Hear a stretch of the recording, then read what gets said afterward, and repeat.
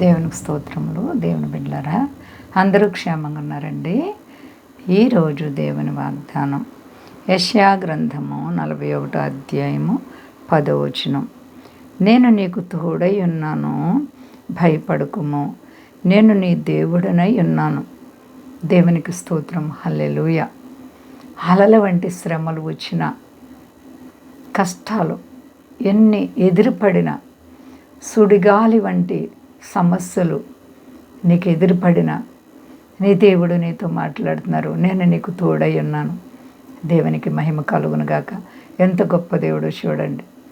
ఆయన తోడు మనకు లేకపోతే మనం ఏ పరిస్థితులు ఎందుకు పనికిరాం.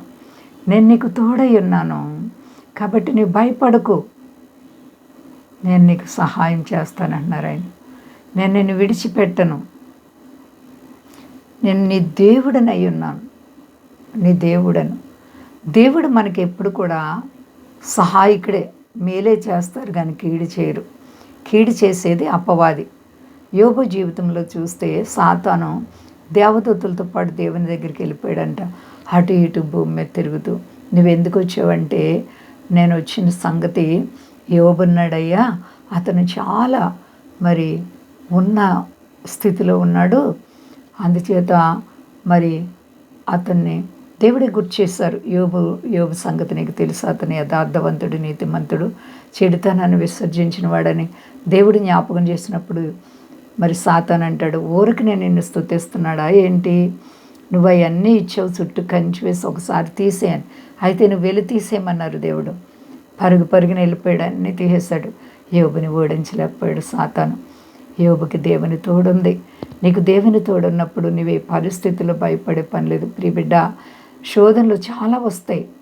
ఇక ఏంటి నా జీవితం, ఏమైపోతానా అని ఎంతో కలవరపడిపోయేంత పరిస్థితుల్లో దేవుడు నేనున్నాను, భయపడకని ఆయన చెయ్యి అందించి పైకెత్తే దేవుడు.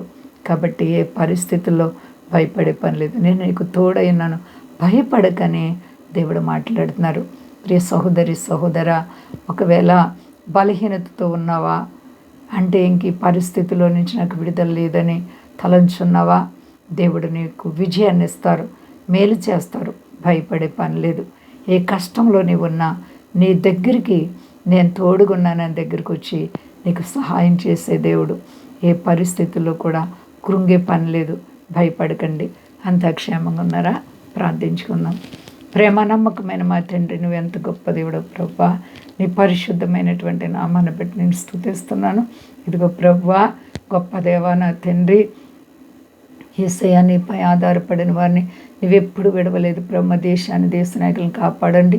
మా దేశ ప్రజలందరినీ రక్షించండి. పరిశుద్ధుడు అయినటువంటి నీవు నీ ప్రజలను ఎప్పుడు కూడా విడిచే దేవుడు కాదు ప్రభువా. స్వదేశాల బిడ్డలను కాపాడండి. సర్వ రోగుల్ని ముట్టి బాగు చక్కర్లోని వారికి తీర్చండి. రుణాలు, సమస్యలు విడిపించండి. అందరికీ క్షేమాన్ని ఇచ్చి మహిమ పొందు. శక్తి కలిసేనామని అడుగుచున్నాను తండ్రి. ఆమేన్. అందరికీ వందనాలండి. మా కొరకు, పరిచయం కొరకు అందరూ ప్రార్థించండి. ప్రభువారు మిమ్మల్ని, మీ బిడ్డలు, మీ కుటుంబాలను దీవించి ఆశీర్వదించును గాక. ఆమేన్.